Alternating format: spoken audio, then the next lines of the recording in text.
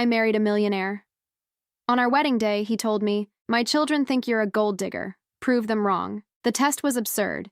He gave me a credit card with no limit and told me not to spend a single cent. Little did he know, I was already rich, just not in the way he expected. I married Laurent Devereaux on a rainy afternoon in Paris, inside a glass chapel overlooking the Seine. Everything was immaculate. The guests, the flowers, the silence that lingered between us like fog. He was 20 years older than me, impeccably dressed in a tailored navy suit, his salt and pepper hair combed back like a man who had never known disorder. I was in a dress that cost more than my father's house, wearing a ring that could pay off every loan my family ever owed. Laurent was a millionaire. Technically, a multimillionaire. Owner of a portfolio of luxury hotels spread across Europe. His name opened doors I didn't even know existed. We barely kissed at the altar. It wasn't love. At least not the kind people write songs about. It was a transaction sealed with diamond rings and champagne smiles. I was 28. He was 48. He'd been married twice before with 3 adult children who refused to even attend the ceremony. After the guests were gone and the violinist had packed up, Laurent pulled me aside in the empty hall. He didn't touch me. He didn't smile. He simply said, "My children think you're a gold digger. Prove them wrong." Then he handed me a platinum credit card. "No limit," he added, "but don't spend a single cent." I blinked. Thought it was a joke. He wasn't joking. "That's your test. Fail it, and you'll never be part of this family." I stared at the card in my palm, cold and shining like a weapon. I wanted to laugh, because the irony was almost too much to bear. Laurent had no idea who I was. He knew my name, of course, my background, my modest career as an antique appraiser. But he had no idea what I carried under my skin, what kind of wealth ran through my veins. Not in cash, but in something much rarer.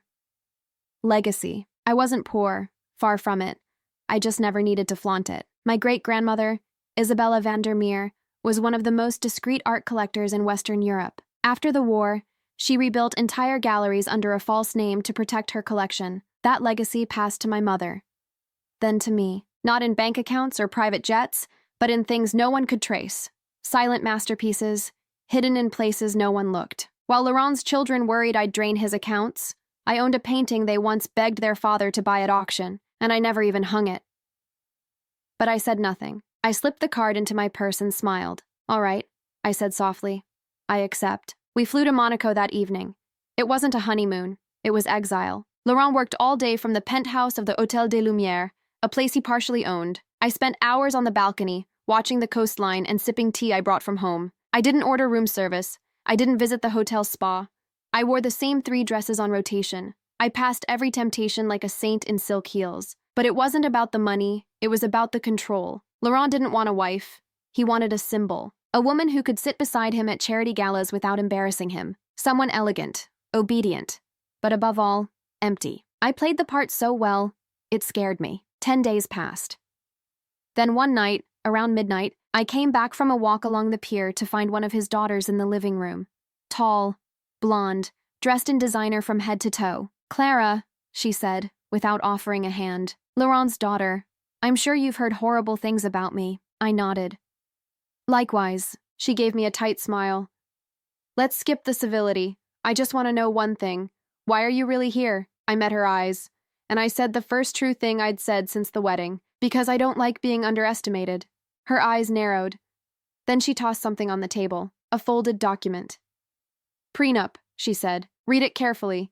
You'll get nothing if he divorces you." I didn't even glance at it. I knew exactly what I'd signed, but Clara had no idea what I was capable of, and neither did Laurent. The day after Clara's visit, Laurent flew to Zurich without telling me. No note, no goodbye, just a quiet disappearance, leaving his tailored suits hanging like ghosts in the closet. I wasn't surprised. He'd never promised me affection, only a stage to perform on. But what he didn't realize was that I had already begun setting the pieces of my own game. The moment he left, I called someone I hadn't spoken to in years. "Isabel," I said when she answered. "I need access to the Geneva vault." She hesitated only a second. "The paintings?" "No," I replied. "The letters. I wasn't ready to use the collection yet. That would come later. But the letters, they were my proof. Written by my great-grandmother and stored in a temperature-controlled archive beneath the Swiss mountains. They held secrets about families that now ruled Europe's cultural scene. Hidden trades, illegal acquisitions, names that would crumble empires if ever spoken aloud. I'd kept them untouched for years, as a kind of moral insurance. Now they were leverage. Isabel, the family's private archivist, arranged everything. She never asked why. I traveled to Geneva alone, carrying nothing but a scarf and a locked briefcase. When I returned to Monaco, Laurent was waiting for me. He stood in the kitchen, sleeves rolled up, cooking pasta like we were a normal couple. "Did you enjoy your little getaway?" he asked without looking at me. I placed my briefcase gently on the marble counter. "Yes," I said. "I saw some old friends." He smirked. "Friends who like to keep secrets in Swiss vaults?" He had someone watching me. Of course he did, but he had no idea what those secrets were, and I intended to keep it that way. We ate in silence. Then, out of nowhere, he asked, "Do you regret marrying me?" I didn't answer. Instead, I poured us both a glass of wine, the kind he liked.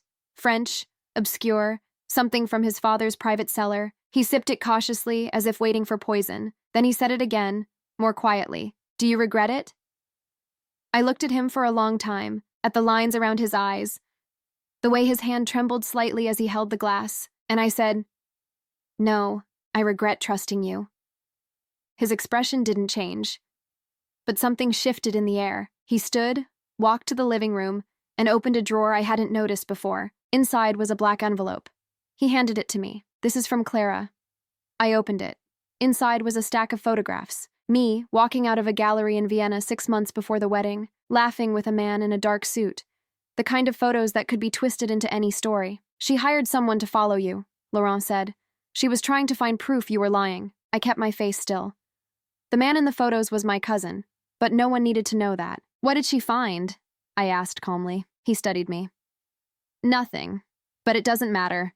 In this family, the truth is never enough." I closed the envelope, slid it back toward him. "You married me to prove something to them," I said. "But now you're realizing I don't play by your rules." He didn't deny it. Instead, he said something that made my blood go cold. "You have 3 months." I frowned. 3 months for what? "To prove you belong here. And if I don't?" He leaned in. "Then I'll make sure you leave with less than you came with." He thought I had nothing. He thought he was the powerful one, but the game had just begun, and he didn't know I'd already played it before. The next morning, I woke up to find my phone wiped clean. No contacts, no messages, no photos, everything gone. Laurent hadn't even tried to hide it. He stood by the window, sipping his espresso like a man reading the morning news. "You'll thank me later," he said. "Digital clutter is toxic." I didn't respond. I simply walked to the safe hidden behind a false panel in my closet. The briefcase was still there, untouched. I opened it just enough to make sure the letters were in place, then locked it again. Laurent could erase my phone. He could manipulate the people around me, but he couldn't touch the truth I held. That night, I took a cab to Nice without telling him. I visited a private banker named Victor Malinov, a man my family had used for over 20 years. He was discreet, cold, and meticulous. Exactly what I needed. "I want to activate the silent account," I told him. Victor didn't blink. "May I ask why now?" "Because my husband thinks I'm poor." He nodded once and passed me a single piece of paper. "Sign here." With one signature, I reactivated an account containing more wealth than Laurent had in all his visible assets combined. The balance wouldn't show up in public records. It was protected by art, bonds, and a portion of a northern Italian vineyard that supplied wine to 3 royal families. Before I left, Victor handed me a small red notebook. "What's this?" I asked. "Your great-grandmother's original inventory." She left notes. I opened it briefly. My heart stopped on page 6. "Never trust a man who gives you silence and rules in the same breath." Isabella had been through this before. I took the notebook and returned to Monaco just before midnight. Laurent was awake, sitting in the dark, a glass of scotch in hand. "You're making this difficult," he said without turning on the light. I set the notebook down on the table between us. "No," I replied. "You're mistaking silence for surrender." He stared at the notebook, then back at me. "What is that?" "Insurance." He laughed bitterly. "You think you can threaten me?" I leaned closer. "I think you underestimate how many people would burn if I opened those vaults." For the first time, his confidence cracked. It was subtle. A tightening of the jaw, a flicker in the eyes. I'd touched a nerve. The next day, his son arrived, Adrien, the golden boy. He looked like a version of Laurent that hadn't rotted from the inside yet. Charming, polite, disarmingly intelligent. He greeted me with a kiss on each cheek and a bouquet of flowers. For the beautiful mystery who stole my father's peace, he joked. I forced a smile. Adrian was dangerous in a different way, not because he hated me, but because he didn't. He saw me as a puzzle. Something to be solved, then quietly removed. At dinner, he asked too many questions. How did you and my father meet? What's your opinion on inheritance? Do you believe in prenups? Laurent said nothing. He just watched. After dessert, Adrian walked me to the balcony. The wind was cold. He leaned in close and whispered, "If you leave now, I can guarantee you safety. Wait too long, and someone else might decide your silence isn't worth the risk." I turned to face him. "You think I'm here to take your father's money?" He smiled. "No, I think you're here to remind us that we've never really had power, only the illusion of it." Then he left me alone, but I wasn't scared. Because Adrian had just confirmed something I suspected from the beginning. This family wasn't trying to protect their fortune. They were trying to hide where it really came from, and I was getting closer to the truth than any of them could afford. 2 weeks passed. No more warnings, no more surveillance, at least not the kind I could see. The Devros had gone quiet, which meant only one thing. They were planning something. Laurent traveled constantly. Zurich, Milan, then a quick stop in London for business. Though I noticed his phone buzzing with the same unknown number each night at 2 a.m., he never answered in front of me. Adrian disappeared too. And Clara? She was circling. She showed up at my door one afternoon, wearing a white coat and holding a single pastry box. "I brought cannelés," she said too sweetly. "Dad said you liked them." I didn't move. She tilted her head. "Aren't you going to invite me in?" I stepped aside, mostly out of curiosity. Clara walked in like she owned the place. She didn't look around. She didn't need to. She already knew every corner. Probably had photos, floor plans, security layouts. We sat across from each other, like enemies pretending to play tea party. She opened the box.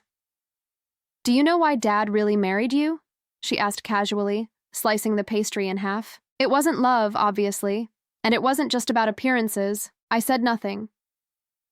She continued, "He was trying to protect something.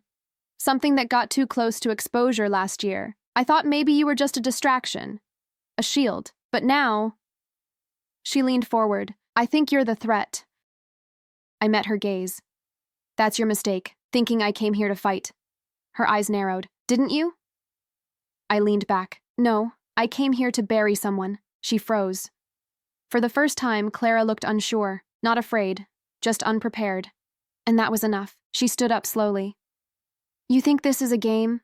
she said coldly. "But this family isn't built on rules. It's built on secrets, and you've barely scratched the surface." I followed her to the door. Before she left, I said one last thing. "Tell Adrian I liked his threat, but next time he should send someone less charming." She didn't turn around. She just walked away. That night, I opened the notebook again. Page 12, a list of names. Some circled, some crossed out. One name stood out. Julien Marceau. My blood ran cold. Julien was an art dealer, a famous one. Sleek, powerful, untouchable. But 30 years ago, he'd been accused of laundering stolen wartime art through fake auctions in Milan. The charges vanished. The witnesses disappeared. And now, Julien Marceau was the godfather of Laurent's oldest son. It was all connected. Laurent's fortune didn't just come from hotels and clean investments. It came from art theft, from laundering, from decades of silencing anyone who got too close. And I had proof of it all, in letters, ledgers, hidden inventories. But if I released it now, I'd go down with them. I needed one final piece. A name, a document, a confession. I didn't have to wait long. At 3:47 a.m., my phone, the new one, not even connected to Laurent's network, buzzed with a message from an unknown number. Just 2 words, "Meet me," and an address in Lyon. No name, no explanation, but something in my gut told me, whoever sent that message knew everything. I arrived in Lyon under a different name, hair pulled back, no jewelry, a coat 1 size too big, borrowed from a maid who didn't ask questions. I knew I was being followed, so I took 3 different trains, crossed a bridge on foot, then doubled back through an alley before finally stepping into the small cafe at the edge of Rue Saint-Paul. It was almost empty. Except for one man. He sat in the back near the window with a thick folder on the table and a coffee he hadn't touched. He didn't stand when I approached. "You came," he said simply. His face was older than I remembered, but unmistakable. Etienne Marchand, Former legal advisor to the Devereaux family, fired abruptly 5 years ago. No one ever said why. I didn't think you'd be the one to message me, I said as I sat. I wasn't, he replied. But when I found out who you really were, I figured you'd understand what's at stake. He pushed the folder toward me. Inside were photocopies, black and white, poorly scanned but damning, bank transfers, silent donations, private shipping manifests. At least 3 pieces of art smuggled out of Eastern Europe in the early 1990s, donated to museums under false names, all tied to shell companies owned by Laurent Devereaux. My breath caught in my throat. You tried to stop this, I said. Etienne nodded.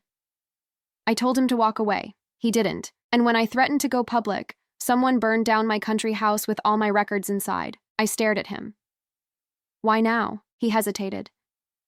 Because you scare him. And if he's scared, that means you have power. I closed the folder and slid it into my bag. This is enough to ruin him.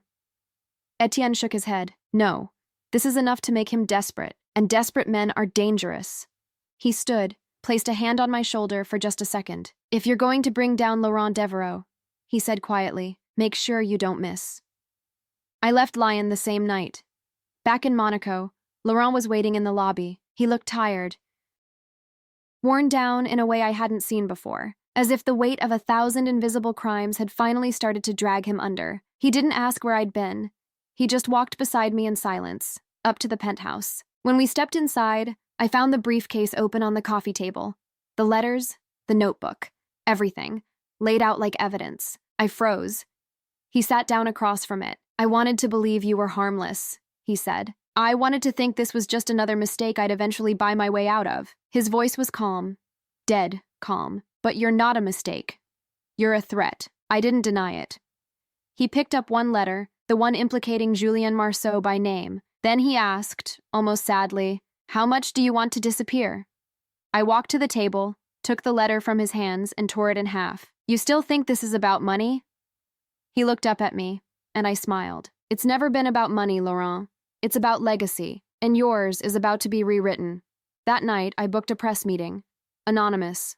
Off record, safe, and for the first time, I was ready to tell the truth, not just about Laurent, but about the entire Devereaux dynasty. The morning of the interview, I received a package with no sender. It was wrapped in brown paper, sealed with red wax, the kind used in private family estates.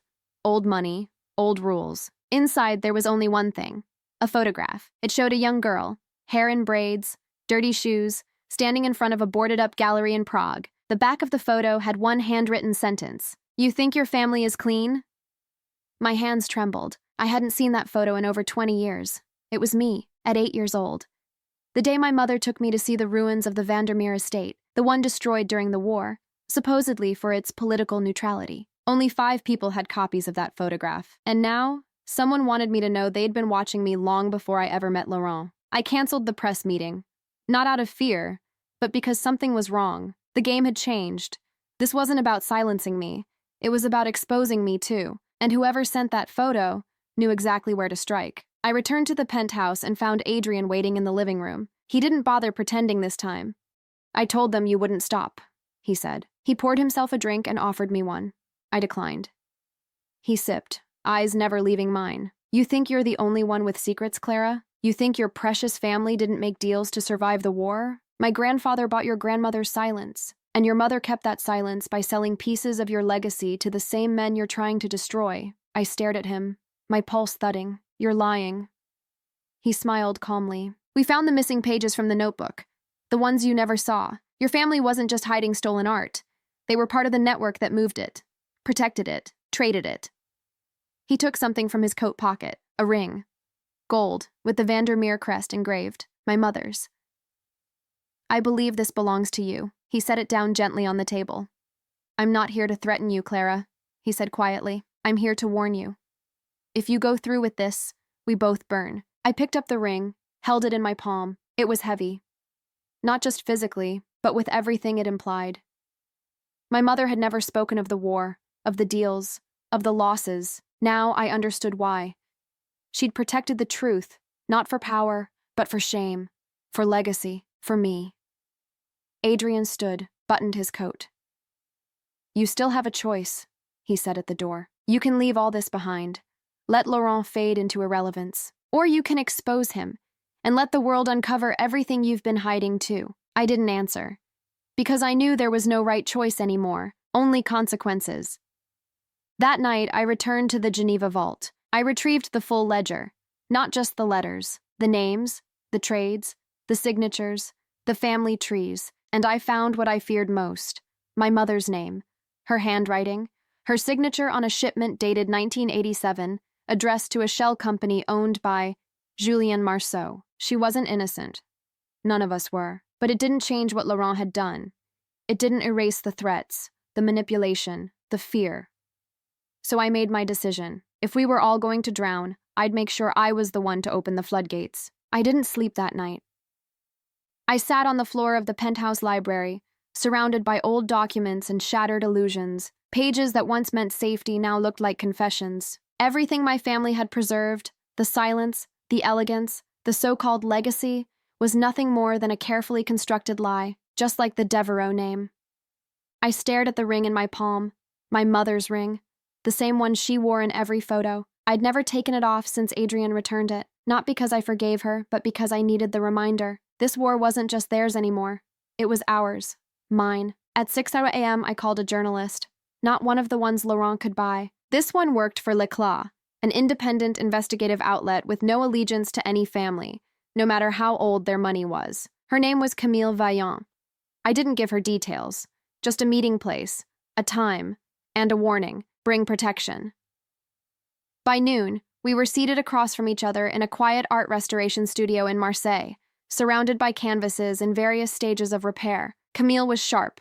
No pleasantries, no small talk. You said you have information on the Devereaux art laundering network. I nodded. I have names, dates, transactions. But this isn't just about them. It's bigger. It goes back decades. My family was involved too. Her pen didn't stop moving. You're willing to go on record? I hesitated for half a second. Then I said, yes. Because even if it meant destroying the Vandermeer name, I'd rather light the fire than die choking on secrets. I gave Camille copies. Not everything, but enough to start. Enough to shake the foundation of the Devereaux empire. She promised to verify everything before going public. I gave her 3 names to double-check first: Julien Marceau, Etienne Marchand, and a hidden holding company under the name Signe Noir Holdings. She raised an eyebrow at that last one. Signe Noir? She asked. That company owns property in 7 countries, including 3 museums. I nodded. It also funded the original Devereaux Trust. Camille looked at me like she finally understood the scale. This story could ruin people. That's the point.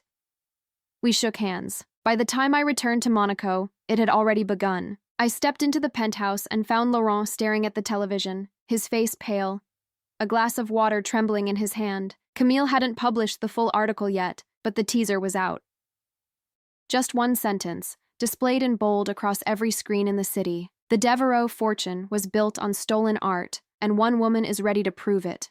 He turned to me, slow and cold. What have you done? I didn't flinch. I did what you never could. He stood, eyes full of something I couldn't place. Wasn't quite rage, wasn't quite fear. You don't understand the reach of this family. You think you've won something, Clara? You've just opened a door that will never close. I walked past him, opened the briefcase, and removed the last sealed envelope I'd kept hidden even from myself. I know, I said. That's why I'm not closing it. He watched as I dropped the envelope onto the floor between us. His name on the front, not Laurent Devereaux, but the one he thought everyone had forgotten, his real name. The one tied to the original Marceau transactions. His face turned to stone. You've been digging in places that were buried for a reason, and now, I whispered, they'll finally see the light. Because sometimes, the only way to escape a legacy is to destroy it completely. The article went live at 8 a.m., not in whispers, not behind paywalls, but on the front page of L'Éclat, with high-resolution scans, full names, and a headline that sliced like a blade: Europe's hidden art empire, how the Devereaux legacy was built on war, lies, and stolen masterpieces. Within hours, everything shifted. Bank accounts were frozen. Museum boards began emergency meetings. Julien Marceau's name trended across every European media outlet, his connection to half a dozen private galleries now under public scrutiny. But it was Laurent's face, pale, hollow, exhausted. That made the evening news. He didn't speak, didn't issue a statement, didn't deny a single thing, because he knew there was no defense left. By midday, the gates of the Devo estate in Bordeaux were locked. Lawyers scrambled. Properties were under review, and Clara Devereaux, the outsider, the gold digger, the test subject, had become the catalyst of a cultural reckoning, but it came with a cost. That afternoon, Adrian appeared at my door again. No smile this time, no charm, just a letter. He handed it to me, eyes darker than I'd ever seen. "It's from Clara," he said. I frowned. "But you're Clara." He didn't laugh. "Not that Clara." "Our grandmother." My chest tightened. She'd died years ago, quietly, surrounded by art and silence. But apparently, she hadn't left without speaking. I opened the letter with trembling hands. It was short, brutal. "If you're reading this, it means the truth has finally escaped its frame. I always knew it would. We didn't build a legacy. We buried one. Don't waste time defending us. Let it fall. Let them remember us as we were. Terrified, greedy, and fragile. No signature. Just the letter. And a single pressed flower at the bottom, dry, brittle, nearly turned to dust." Adrian watched me read it. His jaw clenched. "She knew," he whispered. "All along." I nodded. She wasn't the only one. He didn't stay long. Didn't threaten me this time. Didn't beg. Just said, "Be careful. They're not done yet." I didn't ask who they were. I already knew. By evening, I received a message from Camille. Short. Direct. "Interpol contacted me. They want to speak to you. And they want the originals." This was it. No more hidden vaults. No more safe houses. I took the briefcase. The real one. With everything. The ledgers, the photographs, the lists that crossed generations, and made my way to Geneva. Not in disguise this time. Not afraid. But as I walked through the airport, something felt off. People looked at me too long. Security seemed tighter, and as I approached the gate, a man stepped in front of me. Black coat, earpiece. No smile. "Clara Vandermeer?" I froze. "Yes?" "You need to come with us." He didn't show me a badge. Didn't say who he worked for. Just reached for my arm. But before he could touch me, someone else appeared. A woman. Blonde, mid-40s, calm, sharp eyes. "Step away from her," she said to the man. "Now." He hesitated, then disappeared into the crowd. I turned to her, shaken. She showed me a card, real this time. Interpol, Division of Cultural Crimes. "My name is Eliska Novak," she said. "You're not safe, but if you want to finish what you started, come with me." I didn't have to think. I followed her. Because whatever came next, I had already made peace with one truth. Legacies don't end in silence. They end in fire.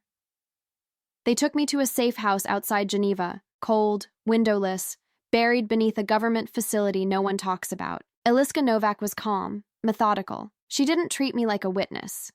She treated me like a time bomb. "We've been trying to bring down the Devereux-Marceau network for over 12 years, she said, placing a thick file in front of me. "You're the first person to come forward with documents that tie all branches together, financial, historical, and personal." I opened the file. Inside were photos of people I knew, smiling at weddings, toasting at charity balls. The same people now under investigation for cultural theft on a scale that spanned generations. Eliska pointed to one face in particular. "This is Franz Eidelmann, former gallery director in Munich. He's been missing since last week." I blinked. "I met him at an exhibit in Vienna. He gave me champagne and warned me not to marry Laurent." She nodded slowly. "He was part of the inner circle. He tried to leave. We think someone made sure he didn't." The message was clear. This wasn't just about money anymore. It was about survival. And now, I was too deep to walk away. Over the next 48 hours, I handed over everything. Originals, copies, vault access, passwords. I answered every question. I signed every statement. And then Eliska asked the one question I hadn't prepared for. "Why did you really marry Laurent Devereaux?" I hesitated. It wasn't for money. It wasn't even for revenge. So I told her the truth.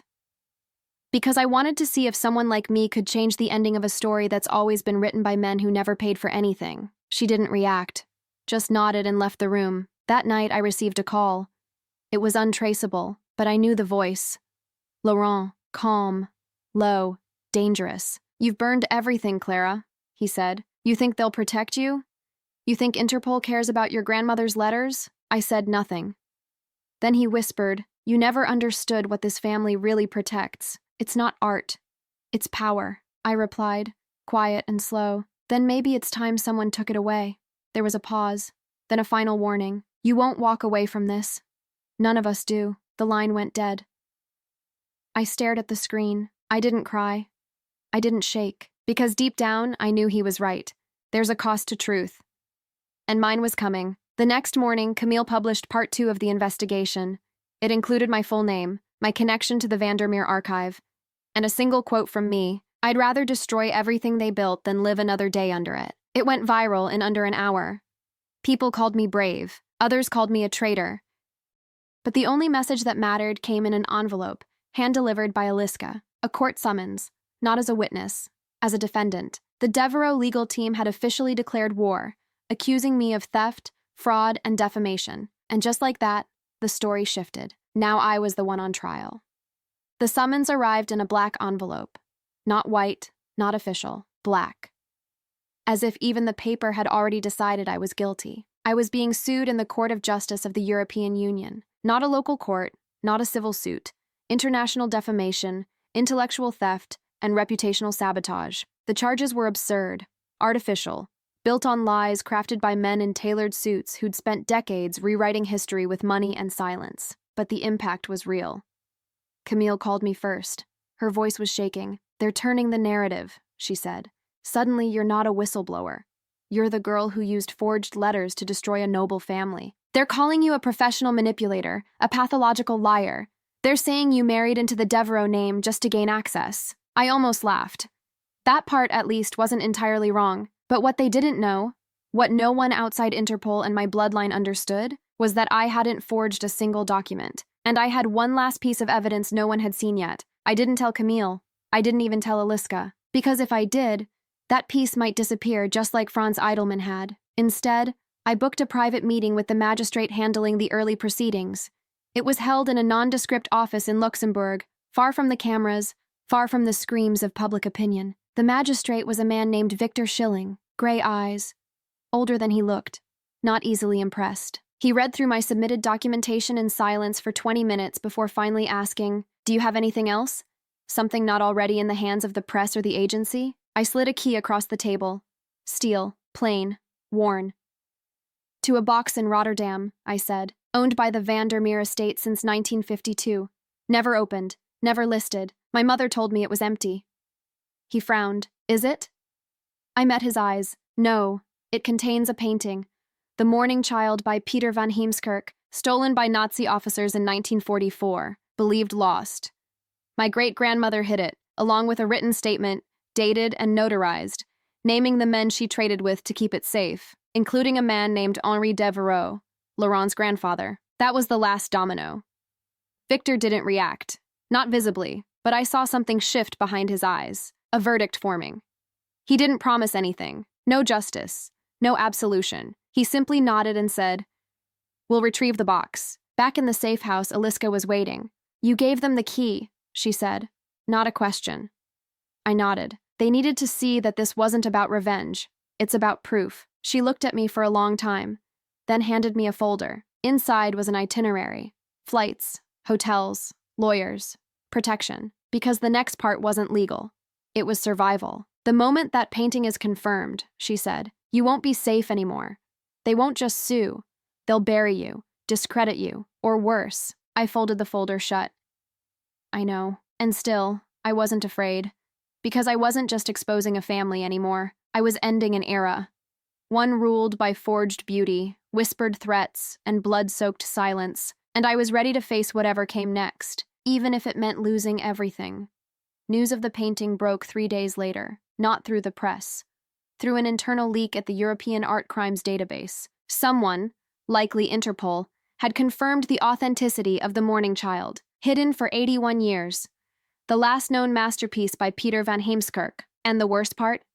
The notarized statement from my great-grandmother had been intact, preserved in the box. Henri Devereaux's name was right there, in ink, tied directly to the illegal art trade of the 1940s. Laurent's family hadn't just benefited from art laundering, they had orchestrated part of it. Suddenly the narrative flipped. Journalists started to ask different questions. Was Clara Vandermeer really a gold digger? Or was she the heir to the truth? Public opinion began to fracture. Protesters appeared outside Devereux hotels across Europe. 2 museums announced they were suspending their partnerships with the family. A Swiss gallery removed Laurent's name from its donor's wall. But the silence from the Devereux estate was thunderous. No statements, no denials, no press conferences. They were cornered. And that made them dangerous. That night, I found my hotel room door broken. Not forced, picked, subtle, professional. Nothing had been stolen, but someone had gone through my things. I called Eliska. She arrived within an hour, accompanied by 2 plainclothes officers. They swept the room, checked for listening devices, and then told me quietly, "You need to leave. Now." We moved me to a secure residence in Brussels, but the fear followed me like a shadow. At 2 a.m., I received a message on an encrypted app only Interpol had access to. "He won't let you speak in court." No name, no sender, just that. I didn't sleep after that, because I knew exactly who he was. Laurent Devereux had stopped trying to win in the public eye. Now he was planning something else, something final, and I only had one move left before the trial began. I contacted Camille. "I want to record a testimony," I told her, privately, with everything, every name, every lie, every piece of it. She agreed instantly. We met the next morning in a church basement in Ghent, the only place I felt even slightly safe. She set up 2 cameras, 1 backup microphone, and nodded. "Ready?" I took a deep breath, and then I began. For 2 hours, I spoke without stopping. I told the story the courts wouldn't hear in time, the story the Devereux would try to erase if I disappeared, the legacy they'd hidden beneath decades of polished wealth and silent corruption. I ended the video with 1 sentence. "If this is the last thing I ever say, let the world know. Silence was never consent." Camille promised to release it if anything happened to me. Then she left with the footage. And I returned to Brussels with one thought echoing in my head. If Laurent couldn't destroy the truth, he would try to destroy me. The night before the pre-trial hearing, I received an envelope under my door. No name, no handwriting, just my room number scribbled in rushed ink. Inside was a single page, a copy of my mother's death certificate, and a photo I had never seen. It showed her sitting at a long table with Henri Devereux, laughing, drinking, signing something. The timestamp said 1993. I stared at it for a long time. Not because I was shocked, but because it confirmed the one thing I hadn't said out loud yet. My mother hadn't just inherited the silence. She had preserved it, protected it, perhaps even profited from it. And I had broken the pact. It wasn't just the Devereux family I'd betrayed, it was my own. That was the final play. They wanted to disarm me emotionally, plant the seed of guilt, make me hesitate right before the world was about to hear my truth. But I was beyond guilt now, beyond fear. I walked into the courtroom in Luxembourg the next morning wearing a dark suit, no jewelry, and my mother's ring on a chain around my neck, not as a tribute, but as a reminder of everything I had chosen to unbury. Laurent was already seated. He looked older, thinner, as if the past had finally caught up with him. His lawyers flanked him like a wall, 4 of them, all well-fed and soulless. Adrian wasn't there. Neither was Clara. They had disappeared from the public eye weeks ago. No statements, no interviews, just absence. But I knew they were watching. The room was filled with journalists, legal officials, and art historians who had once praised the Devereux donations. Now, they whispered behind hands and typed notes into glowing screens. The magistrate called my name. I stood, steady, silent. Then he spoke the words that shifted everything. Due to the discovery of the Rotterdam vault and the authentication of the lost Van Heemskerk painting, this court has ruled that the claims of the plaintiff, Laurent Devereux, are to be temporarily suspended pending full criminal investigation by international authorities. Gasps. Silence. And then, chaos. Laurent stood abruptly. His lawyers rushed to him, whispering, guiding him back down. I didn't move.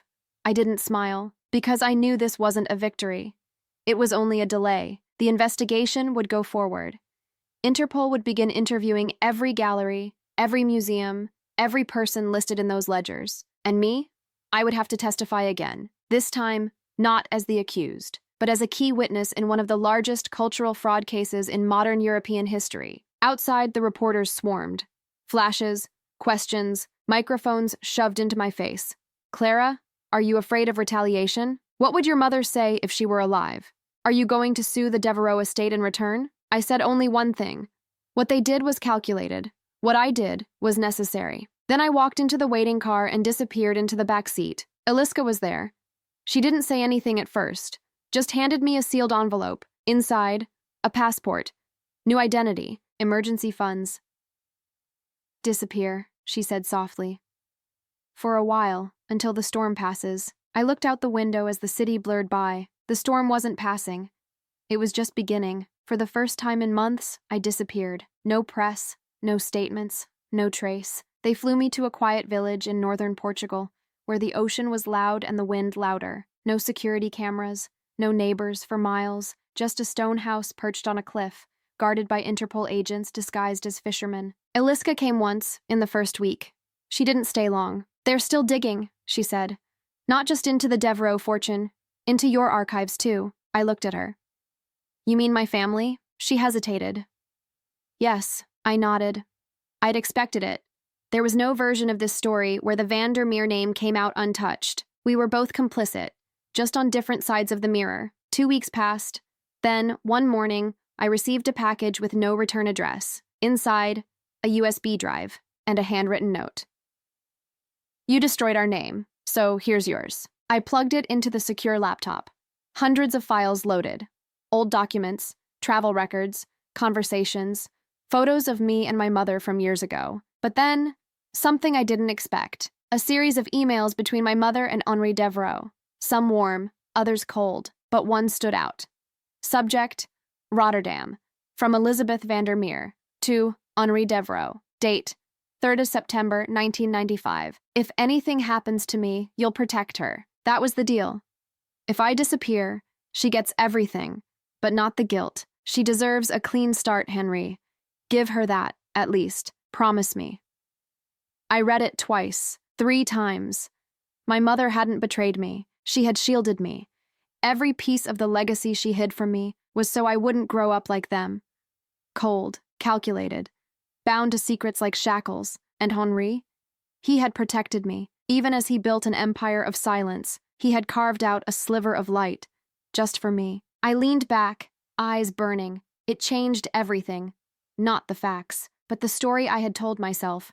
That I was alone, that I had no one. Now I understood.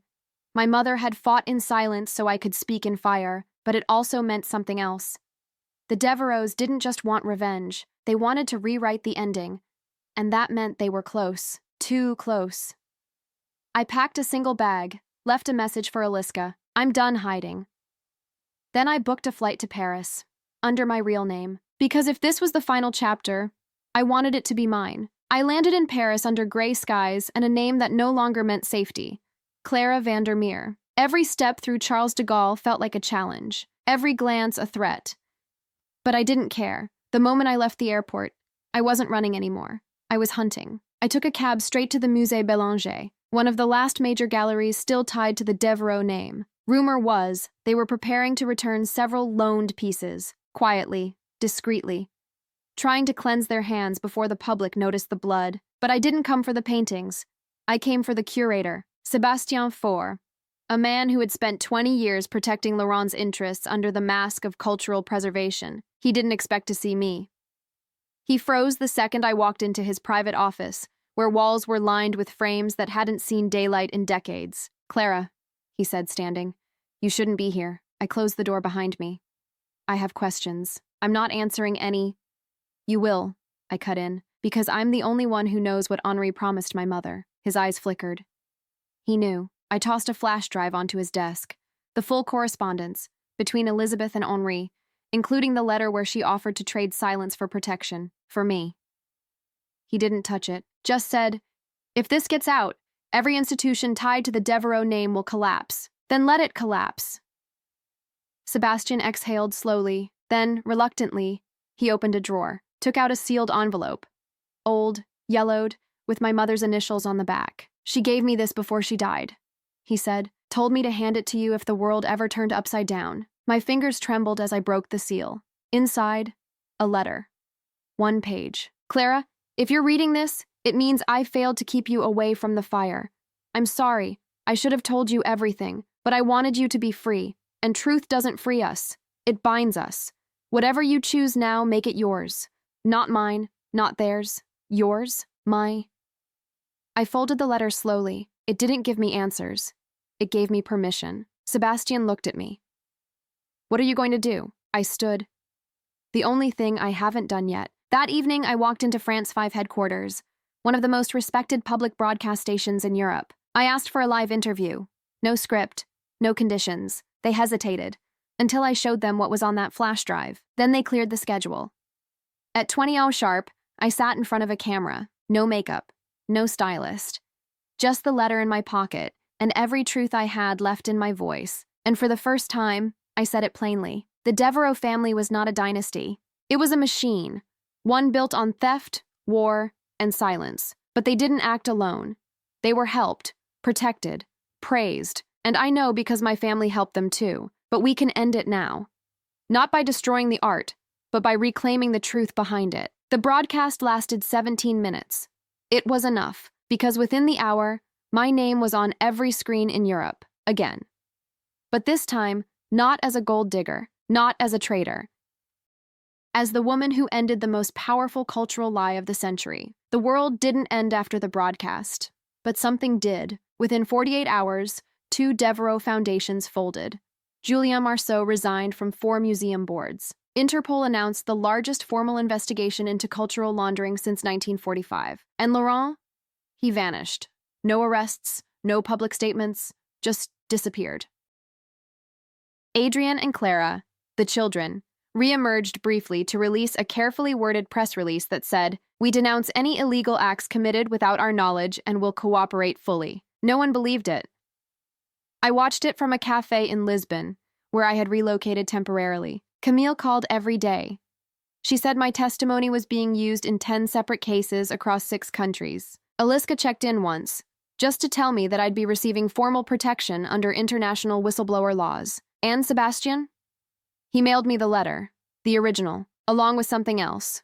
A photo, black and white, faded with time. It showed my mother and grandmother standing outside the Rotterdam vault, arms around each other, holding something wrapped in canvas. On the back, a note. We thought we were preserving beauty. We were only hiding shame. I stared at it for a long time, because that was the truth. This wasn't a story of good versus evil. It was a story of legacy, of women who tried to protect something broken, of men who weaponized history, and of one person, me, who decided to stop running. I didn't become a hero. Heroes are pure. I'm not.